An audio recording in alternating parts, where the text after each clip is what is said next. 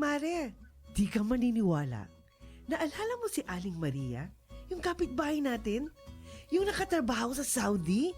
Oo, kumusta na siya? Wala na akong balita sa kanya eh. Naku, kakauwi lang niya last week.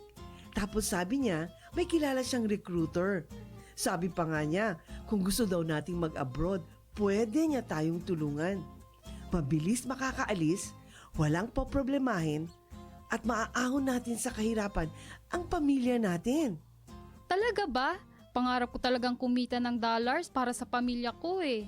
Sigurado kang matutulungan tayo nitong recruiter ha? Sigurado yan. Binigay na ni Aling Maria sa akin ang contact number ni Madam. Siya yung recruiter.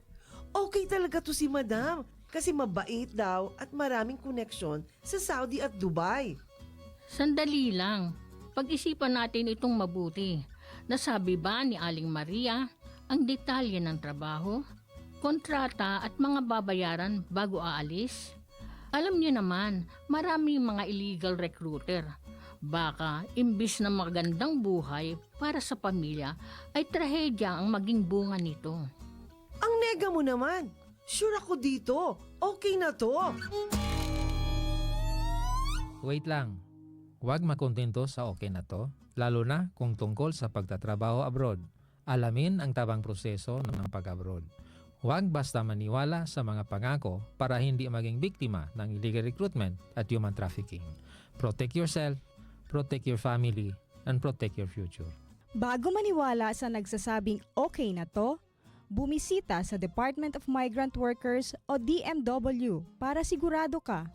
Bisitahin ang kanilang official website o tumawag sa kanilang hotline. Your safety and your future are worth more than empty promises. Don't take the risk. Be informed. Be safe. Ang paalalang ito ay hatid ng Department of Migrant Workers Region 9 at ng 1116 DXAS, your community radio.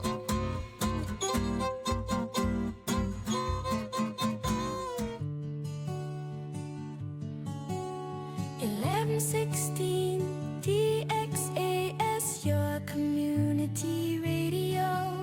Kasama sa araw-araw, kakwentuhan ka agapay, kaibigan ka barangay.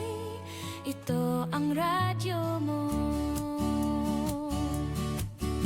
1116 DXAS, your community radio. 1116 DXAS, your community radio. Kayo ay nakikinig sa 1116 DXAS, your community radio, kasapi sa kapisanan ng mga broadcaster ng Pilipinas.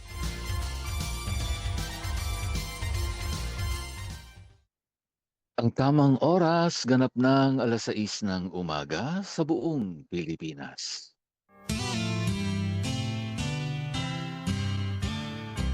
May harding mapananalanginan, doon si Jesus naghihintay. O kay inam ng panalangin ng hardin, doon kay gandang manalangin. Tayong natulog sa luklukan ng Diyos sa hardin ng pananalangin. Mapagpalang araw pong muli sa lahat ng ating mga minamahal na kaibigan at ating mga tagapakinig. Kayo po ay patuloy na sumusubaybay dito sa ating programang Hardin ng Panalangin. Ako pong muli ang inyong kaibigang hardinero, Pastor Eman Aquino, na nagsasabing, every gising is a blessing. Masaya po akong muling makasalo kayo ngayong umaga sa ating pananalangin at syempre tayo'y muling mapalakas ng Diyos sa kanyang makapangyarihang mga salita na siyang bumabago ng ating buhay. Halina kayo mga kaibigan, wag na po nating pagtagalin. Magsimula na po tayo sa pagbubulay sa mga salita ng Diyos.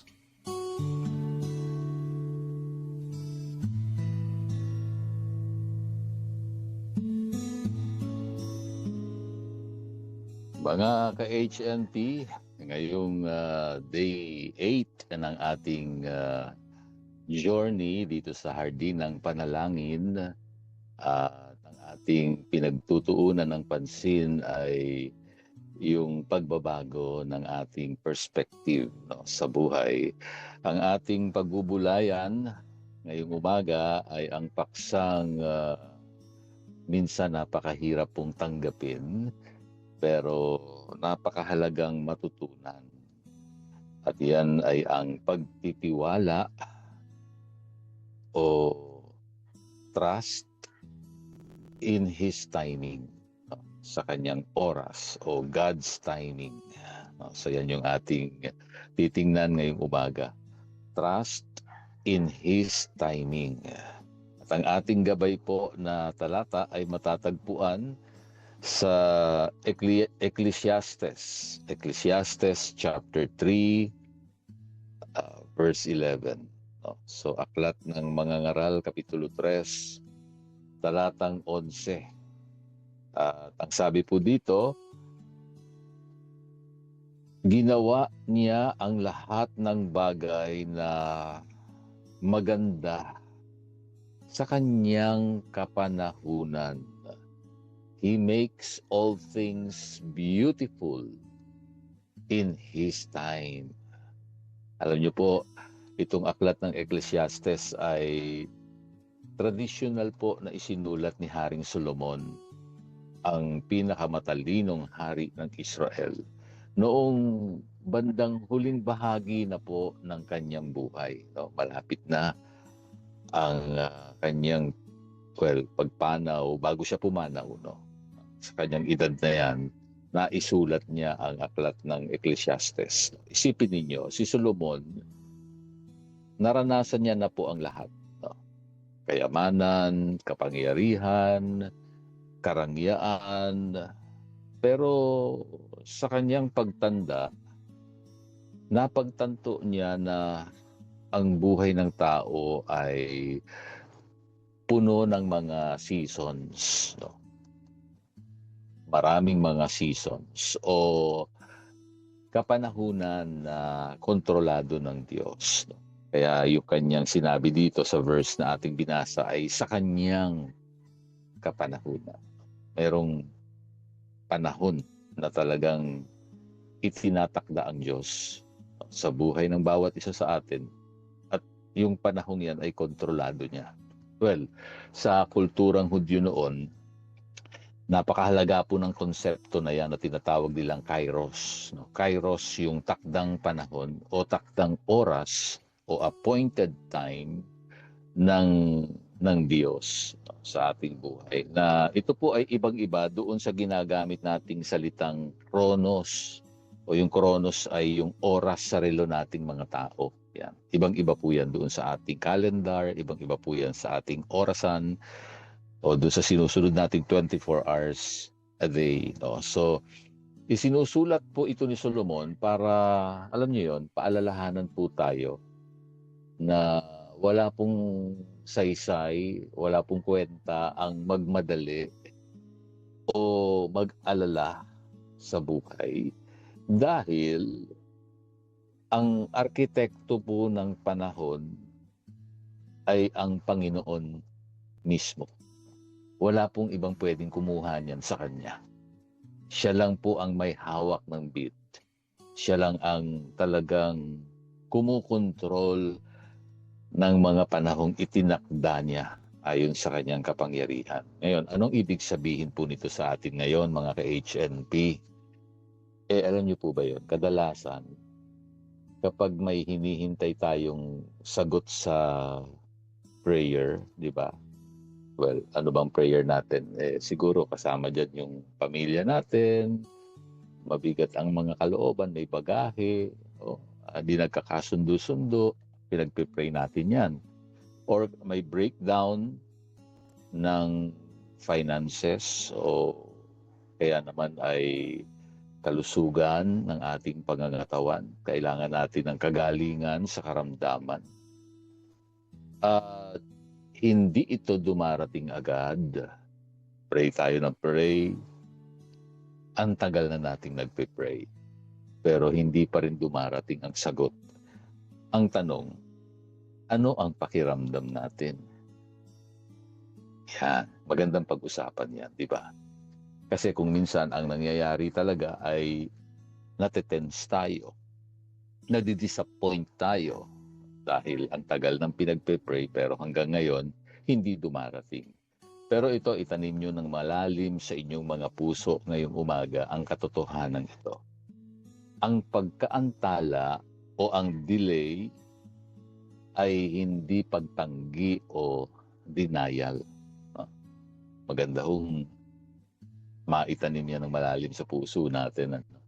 Kung meron mang delay, kung meron mang pagkaantala, hindi po yan pagtanggi o denial na nanggagaling sa Diyos. Kapag sinabi ng Diyos na wait, hindi niya sinabing no. Ibig sabihin, yung timing ng Diyos, talagang sinusubok niyan yung ating pananampalataya. At nililinis nito yung ating mga motibo sa buhay. So, merong dahilan ang Diyos. At doon lang naman umiikot yun. Okay? So, either sinusubukan ng Diyos yung ating faith o pinupurify niya yung ating motives. Now, sa panahon po ng paghihintay, doon po natin natututunan ang tinatawag na art of peaceful waiting. Ang sining ng mapayapang paghihintay. Wow. Yan siguro yung isang bagay na hindi tayo na-disiplinang lahat. Yung maghintay. Kasi simple nga lang maghihintay ka na nga lang sa inaabangan mong tricycle o jeep o ano bang sinasakyan mo. Tapos ang tagal dumarating. Di ba, nagkakaroon ka na ng hindi magandang kaisipan o kaya naman ay nagsisimula ka ng magreklamo. Yan, sa sasakyan pa lang yan. Ano pa kaya kung malalaking bagay na? Well, ang sinasabi po sa atin ng Diyos ngayon, hindi ka dapat naghihintay na may kasamang reklamo o takot. Naghihintay ka na may kapayapaan sa puso dahil alam mong ang humahawak ng bukas mo ay tapat. Yes, tapat ang Diyos, mga kapatid, mga magulang at ating mga tagapakinig. Kung hindi pa binibigay, ibig sabihin, may ginagawa pa ang Diyos sa background mo o may hinahanda pa siya sa puso mo. Yun. Meron siyang kailangang ayusin muna siguro sa ating mga perspectives sa buhay. May inaayos siya sa ating mga motibo. Yun yung mga bagay na nakikita nating nangyayari sa background. So, naalala ko tuloy yung kwento sa isang planta. Minsan ay may isang malaking generator room sa isang planta na biglang huminto dahil nasira po yung radiator nito. So, siyempre, hindi pwedeng patuloy na umandar at masustinahan yung kanilang operasyon. Nagmamadali ang management. Sabi nila, gawin nyo na agad. Palitan nyo ngayon din. Alam nyo naman ang mga nasa top management, kapag inutusan tayong mga engineer o nasa engineering department, talaga namang kailangan madali ang lahat. Sabi nila, nalulugi ang kumpanya bawat oras na walang kuryente. So, nagdala sila ng mga bagong pyesa at pinilit ang mga engineer na ikabit ito sa loob ng 1 oras lang. Grabe. Pressure talaga.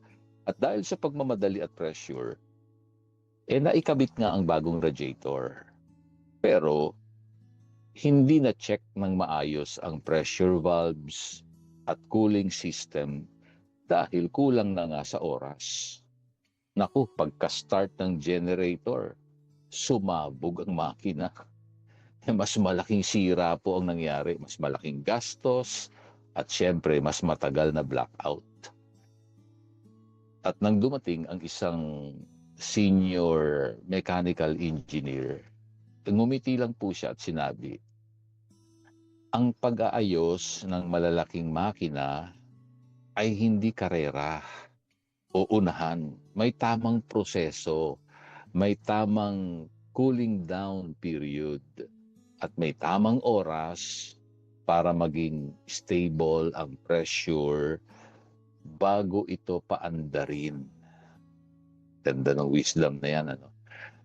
Kung naghintay lang sana sila ng dagdag na ilang oras para sa tamang calibration na tinatawag, naging maganda at smooth sana ang takbo ng makina. Maayos sanang nagamit. Ganyan din po ang buhay natin, mga ka-HNP. Minsan, pinipilit nating i-pressure ang Diyos. Gusto natin instant ang sagot. No? Gusto natin agad-agad ibigay ng Lord kasi kailangan na, nauna. Pero alam ng ating Master Creator kung kailan talaga tayo handa. Kapag pinilit natin ang sarili nating timing, baka masira lang ang blessing na dapat sana ay maganda sa kanyang kapanahunan. Tandaan niyo po yung talatang ito. Maganda sa kanyang kapanahunan. Kapag tayo ay nagmadali, ibig sabihin nun, kabaliktaran ang mangyayari. Kaya ngayong umaga po, ang challenge ko sa bawat ka-HNP, isurrender mo ang iyong timeline sa Panginoon. San bang timeline ang iyong iniisip? Well, siguro sa pagsisimula ng negosyo o kaya sa pagpili ng makakapareha sa buhay o anumang mga pangangailangan, no, sa pamilya, sa trabaho. Alam nyo, lahat ng yan may timeline tayong inilalagay. Kung minsan ay parang sinasabi natin mas marunong pa tayo sa Diyos. Well, kung tatanungin nga talaga tayo, sino ba ang mas marunong? Ikaw o ang Diyos? Siyempre, sagot agad natin, siyempre Diyos. Mananalo ba tayo sa karunungan sa Diyos? Pero pangalawang tanong, sino ang laging nasusunod sa buhay mo? Ikaw o ang Diyos? Yun, doon na nagkakaiba-iba at nahihirapan tayong sagutin yan. Dahil hindi talaga 100% nasusurrender natin sa Diyos ang lahat. Ang ating timeline, isurrender sa Panginoon. Kung ikaw ay naiinip na sa iyong sitwasyon, magandang gawin yung awiting huminga ka ng malalim. No? Yan ang awit na nilikha ng ating kasamang si Ate Dang Estrada. Pwede niyo pong pakinggan yan. Huminga ka ng malalim. Kung medyo nakakaramdam ka ng pressure, huminga ka ng malalim. Kung naiinip ka na, huminga ka ng malalim. Sabihin mo sa sarili mo, Lord, I trust your clock more than my calendar.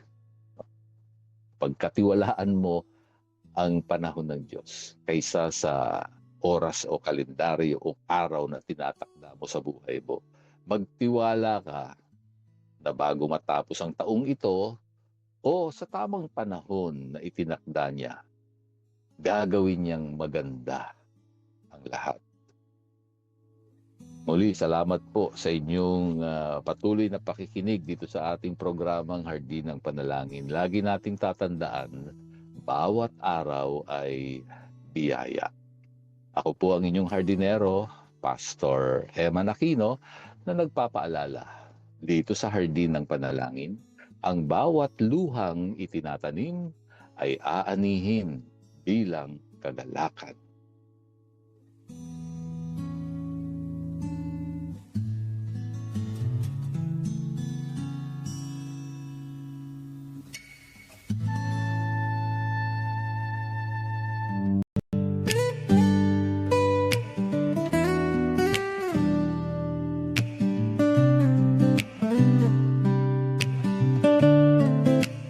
Sa simula pa lang, hindi ako karapat-dapat, pero pinili mo akong pagtiwalaan.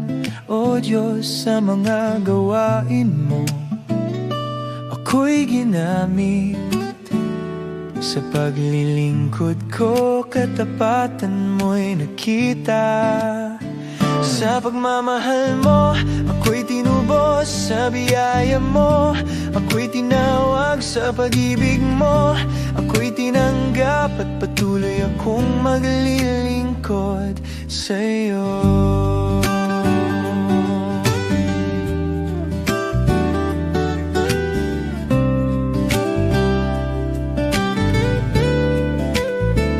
Pinagkatiwalaan mo, O Diyos, sa kabila ng aking mga kahinaan, ginamit mo ako upang magpatotoo ng iyong kapangyarihan at biyaya.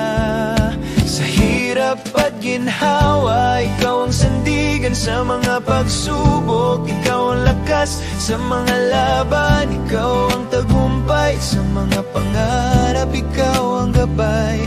Ikaw ang aking Panginoon.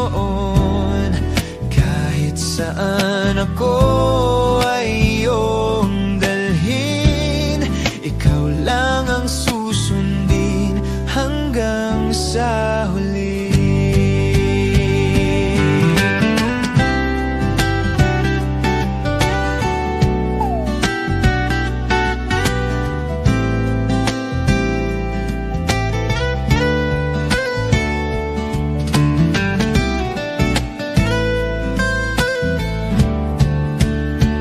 Sa pagmamahal mo, ako'y tinubos. Sa biyaya mo, ako'y tinawag. Sa pag-ibig mo, ako'y tinanggap. At patuloy akong maglilingkod. Sa pagmamahal mo, ikaw ang sandigan sa mga pagsubok. Ikaw ang lakas sa mga laban. Ikaw ang tagumpay sa mga pangarap. Ikaw ang gabay. Ikaw ang simula ngayon at wakas ng buhay ko. Ikaw at ikaw lang, O Diyos, ako ay sa'yo.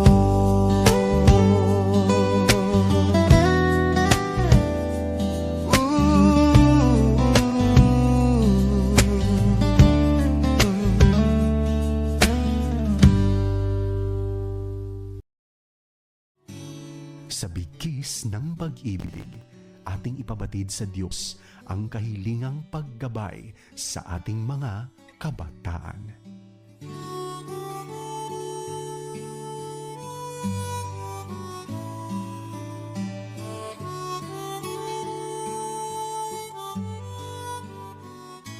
Yo ay patuloy na nakikinig po dito sa ating himpilang 1116 DXAS, your community radio. At tayo po ngayon ay sama-samang mananalangin para sa mga kabataang Pilipino na dumaranas po ng matinding challenge sa kasalukuyang panahon. Samahan niyo po ako, tayo po ay manalangin.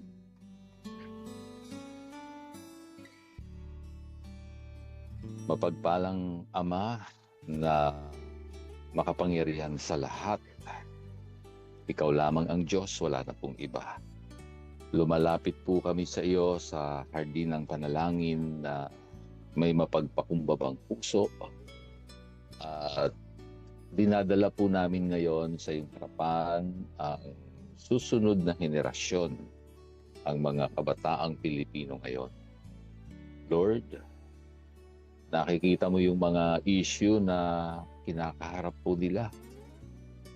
Ang bigat ng mental health struggles, ang depresyon, ang pressure mula sa social media, at yung kawalan ng direksyon ng marami dahil sa mabilis at mapang-akit na mundo. Kasama na yung mga nakakagawa ng krimen sa edad na 15 anyos pababa. Ama, marami sa kanila ang pagod na at naiinip na sa kanilang buhay. Ipinapanalangin po namin na ipagkaloob mo sa kanila ang kapayapaan na nanggagaling lamang sa iyo. Turuan niyo po silang hanapin ka, Panginoon, sa kanilang edad. Turuan mo silang magtiwala sa iyong oras at huwag pong madala sa agos ng mundo. Iligtas niyo po sila doon sa mga maling impluensya sa eskwelahan, sa kanilang kapaligiran. Lord, sa anumang uri ng adiksyon at sa kawalan ng pag-asa. Ipadama mo sa kanila na sila ay may halaga, may layunin, at may magandang kinabukasan sa iyong kapanahunan. Gabayan niyo po yung kanilang mga magulang at ang mga pinuno sa aming bayan o sa kanilang mga lokal na barangay o komunidad na magagabayan po sila ng tama. Salamat po, Panginoon, dahil alam naming ikaw talaga ang may hawak ng bit sa aming bansa at sa buhay ng aming mga kabataan. Dinadalangin ko rin ngayong umaga ang aming mga tagapakinig. Tulungan niyo po si Ate Baby Adriano sa kanyang nararamdamang pananakit ng kanyang tuhod. Lord, we pray for your touch, complete healing, at sa kanyang mga apo, si Anwil, si Margo, patuloy mong bigyan ng kagalingan, probisyon at karunungan at kalakasan ay iyong ipagkakaloob, Panginoon. Salamat din po sa pangangalaga mo kay Nanay Isabel Hugilon. Lord, patuloy mo siyang bigyan ng kalusugan at maging sa kanyang spiritual na buhay kasama ng kanyang mga anak. Ikaw ang Diyos na kanila makakatagpo. Itinataas ko rin si Nanay Vicenta Tolentino. Pagpalain mo siya ng lakas kasama ng kanyang mister na nakakaramdam ng pagkahilo ngayon. Panginoon, ikaw ang Diyos sa kanilang buhay. Pinanghahawakan namin yung pangako mo sa iyong salita na sa aming pagtanda ay makakasama ka pa rin namin. Ikaw pa rin yung Diyos na kakarga sa bawat isa po sa amin. At nais kong ilapit sa iyo ang ganun, naroon sa ganung kalagayan, Lord, sa aming mga senior citizen na nakikinig ngayon, ikaw ang Diyos sa kanilang buhay. Pagpalain niyo po sila. At kasama na rin, ngayong umaga, idinadalangin ko po si Ate Gloria de la Cruz, kasama ng kanyang mga anak. Panginoon, pagpapala niyo po ay kanilang tanggapin. Ingatan niyo po siya. Bigyan niyo siya ng lakas at kalusugan sa mga oras pong ito. At maraming salamat din maging kay Leonie Lopez. Pagpalain mo po siya, si Nanay Tideng Magundayaw, si Dani at Teresa Morelos. Salamat po na pinangangalagaan niyo sila. Si Remy Shi, pagpalain mo siya patuloy, Panginoon, sa araw na ito kasama ng lahat ng kanyang mga family members. Kuya Ador sa kanyang kalagayan, patuloy namin dinadalangin, Panginoon, na bibigyan mo siya ng lakas. Si Ate Feng Aguilar, si Pinky Salvador sa kanyang buhay sa malayong lugar, sa pagtatrabaho, pag-iingat mo. Kasama ng kanyang mga anak na patuloy na nag-aaral, sustinahan niyo po siya, Panginoon. Sa biyaya mo, nabubuhay kaming lahat, O Diyos. At maraming pong salamat. Lahat ng ito, idinadalangin namin sa matamis na ngalan ni Jesus. Amen.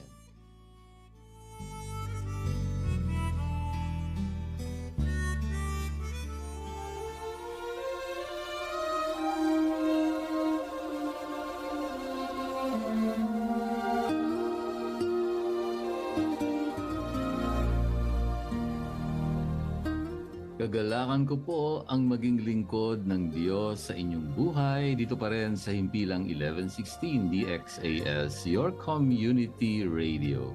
Isa lamang po kami sa mga himpilan ng FEBC Philippines, kasapi ng kapisanan ng mga broadcaster ng Pilipinas. Kung nangangailangan po kayo ng panalangin at pagbisita sa inyong bahay, maaari nyo pong ipadala ang inyong mensahe sa mobile number 0917-125-8201. Hanggang sa susunod pong muli sa parehong oras at himpilan pa rin, maraming salamat sa inyong pakikinig at maraming salamat kay Rolando Alfonso at Romel Paulino na umaalalay sa atin sa bawat umaga. Ako po ang inyong hardinero, Pastor Eman Aquino.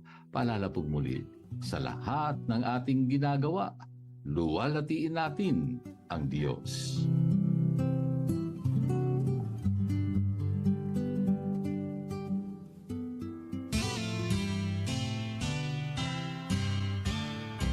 May harding mapananalanginan, doon si Jesus naghihintay. O kay inam ng panalangin ang hardin, doon kay gandang manalangin. Tayong natulog sa luklukan ng Diyos sa hardin ng pananalangin. O kay sarap ng lumapit sa banal niyang harapan, at ang ganap na pag-ibig.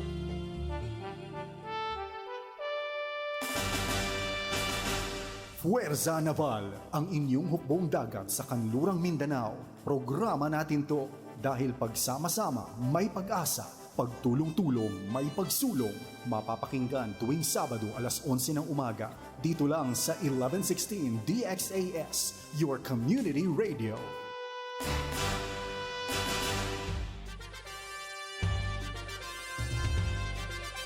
This is your community radio, 1116 DXAS, communicating Christ in our world.